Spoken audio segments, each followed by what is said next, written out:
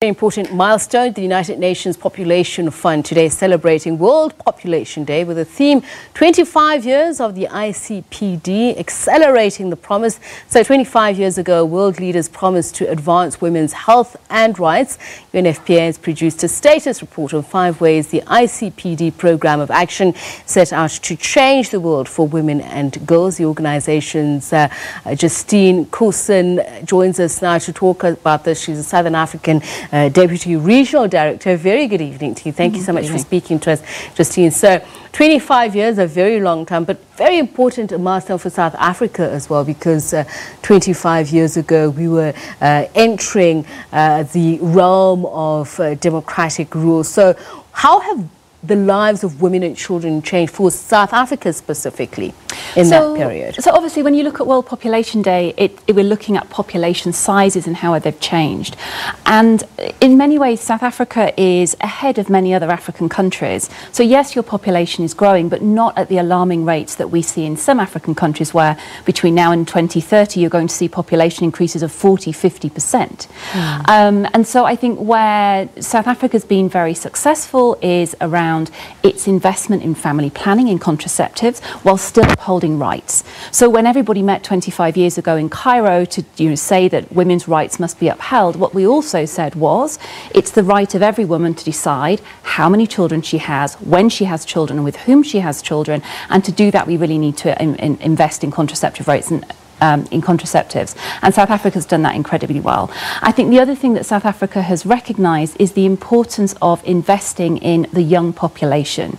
So ensuring that the youth have information, that they have access to free education, that they have access to skills development, and at the same time really looking at how we achieve economic growth so that when those young people become adults, there are jobs for them to go on to. So Justine, let me stop you there, because you've said a mouthful and there are myriad issues to unpack there. I'd like to start with family planning. When tracking the MDGs and coming into the SDGs, as a continent, sub-Saharan Africa was found very lacking in family planning, specifically beyond other sexual and reproductive health rights. So how much progress have we made, especially given the fact that some attach sex ahead of rights in interpreting that policy directive? So I think the message this year around World Population Day, particularly in Africa, is we've made progress, but we have unfinished business. So what that means is if you look from 1994, when we had the big international conference on population and development, you can see contraceptive uptake going up across Africa. And South Africa is a very good example of that, where you now have almost 60% of married women using a contraceptive method. But what we also see, for example, in Africa as a whole, is 40% of women who are sexually active and do not want to be pregnant are not using a contraceptive method. And they're very often the most vulnerable women, women with disabilities, women living in poverty, adolescent girls who are being refused services because of social norms or ideas of taboos. Which is what I wanted to raise, that we have such high levels of pregnancy rates, partly because young women complain that if they go to clinics to ask for contraceptives, they're either told that they're too young, why are you sexually active, instead of actually having, very constructive counselling sessions.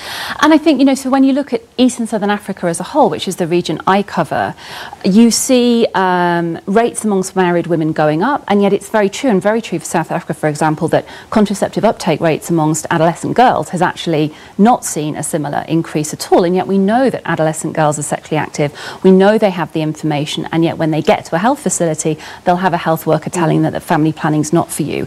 And so I think this is why when we look at family planning uptake, we have to address the issues in multiple ways. So in the community, we have to address it in the health facility, we have to address it in terms of government investment in supplies, in health facilities, in supply chains that work. And speaking of supply chain, we had HIV/AIDS activist Yvette Raphael in the studio about 2 weeks ago, post the AIDS conference, and one of the things that she was complaining about is the lack of choice when it comes to contraceptive use, especially for HIV/AIDS positive women. Why is that still a factor in this day and age? So I think that there has been some uncertainty around which contraceptive methods are right for women who are but uncertainty on whose part? Because one of the things she was saying is that not enough information is dispensed to women when they're even brought in trials. They're not even given a choice or told this is the impact of this medication or form of contraceptive. Yeah, and I think it's because we haven't done enough to work with health workers, really informing them about what they should be offering to women who are living HIV positively, and then similarly I think not providing enough information in the community around that. And part of the reason for that is historically we have very often separated interventions and investments that deal with HIV and interventions and investments that deal with family planning. And I think that form of integration and dealing with these issues in a much more integrated way is an increasing focus for us. And I'm sure you obviously have been mired into the uproar over the gag order if we're talking about improvement in sexual and reproductive health rights. So when we're counting the gains and the setbacks, unfinished business, is this part of it? So I think obviously whenever any major donor chooses to withdraw funding from a certain area or chooses to control who can access which sexual reproductive health service, that's a negative thing.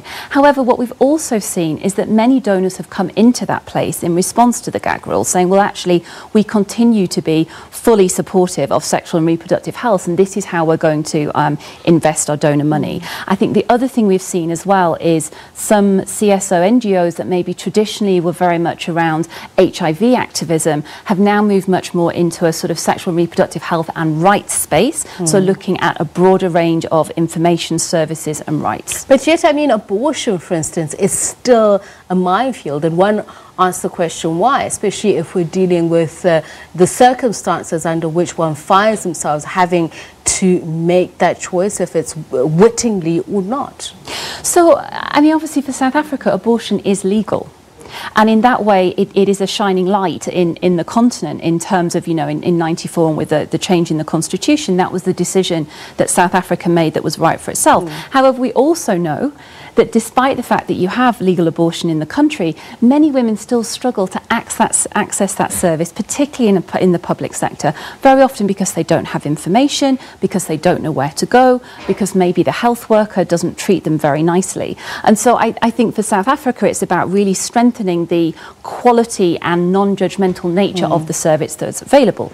In another country where maybe abortion is completely illegal, then we'd be looking at something very different. We'd be looking at how can we strengthen post-abortion care services. So when there is an unsafe abortion, to ensure a woman doesn't die for those complications, and post-abortion care is a public health intervention that is legally allowed in almost all countries in Africa, then that's where we would be investing our time and money. Let's look at the other targets. As you mentioned, you work within the southern and eastern region, so there are also different problems, early childhood marriages, issues such as FGM.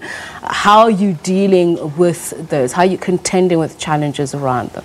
So, I don't think it's just about us, because I do think that one of the things I really enjoy about working in East and Southern Africa is there is a true regional partnership around these issues. So, for example, we have the East and Southern African Commitment, where all ministers of health and heads of state signed up to this commitment, which is around recognising the importance of providing comprehensive sexuality education, sometimes called life skills elsewhere, to really ensure that young people have adequate information, to ensure they know what services they need, where to get those services, how to look after themselves, how to ensure bodily integrity, autonomy. And so, you know, there's a whole group of governments and NGOs, donors that came around that to really ensure that we can change things for the lives of young people. Part of the challenge also has been the merging or the synergy behind traditional and non-traditional forms of healthcare or support in those areas. So where is there room for improvement, and how do you, for instance, encourage or at least uplift cases where community healthcare seems to surpass the traditional healthcare infrastructure? So I'm not sure we should always see it as a tension between the traditional and the modern. So for example, if you look at Malawi, you look at Zambia, traditional leaders, a number of them have been incredible champions to stop child marriage in their particular districts. And so we could really harness their closeness to the community, the respect that the community has for them, to actually stop child marriages happening happening. So for me, there's a need for dialogue between traditional and modern health practices, because community services are hugely important, and people sitting in the community working at grassroots level are going to be ever more important as we see populations grow and as we see an increasing burden on our more formal health systems. But it also has a lot to do with greater access for those communities, including SEOs in the community design and implementation, rather the policy design and implementation. No, completely. But I mean, I think, for example, so we have a new technology in contraceptives that's very exciting. So I mean, a lot of women in East and Southern Africa use the injectable. Yes. But now there's a new form of this. This is a self-injectable.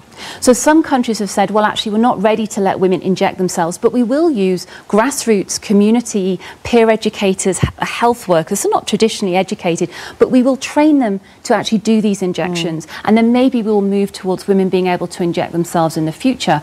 That's a huge saving, both in terms of pressure on the health facility, bringing the service closer to the woman. She doesn't need to travel every three months to go to the health facility. So I think the use of this new technology can really help us to harness community. Just on that, Justine, very briefly, we've run out of time. Technology, there have been some exciting developments there. What can you tell us?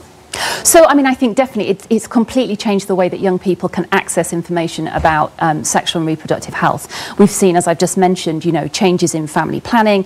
I think we've seen telemedicine, where you can now, if you have more complex information that can't be answered at primary healthcare facility, you can actually contact a doctor that's sitting in a capital city and get the right information. So, I mean, for us, I think this is just going to grow more and more and more. All right, thank you so much for joining us. Justine Coulson is the UNFPA Southern Africa Deputy Regional Director. Well, let's